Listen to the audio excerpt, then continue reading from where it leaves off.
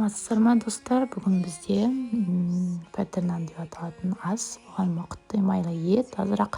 Одан кейін 3 пәтер, бір жуа керек болады. Пәтерді осылай пакетке тураймыз. Қолмен жақсылап турап болған соң бір жуаны да тураймыз осылай.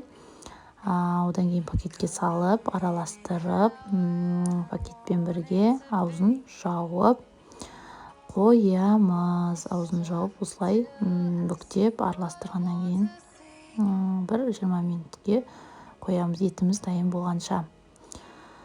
Одан кейін етті майлы сорпаны дайын болғасын алып, пәтермен жуамызды табағымызға салып, одан кейін үстіне сол піскен асқабақ, картошка, морковь, осы еттердің барлығын сорпасымен, майлы сорпасымен құйып, асымыздың пәтердің үстіне құйып аламыз. Бұл өте жақсы, тез дайындалатын тағам. Пәтерін сатып алсаңыз болады магазиннен. Осылай қарны тойдырады, осылай құйып дайын болады. Лайк басыңыздар, ұнаса жасап көріңіздер.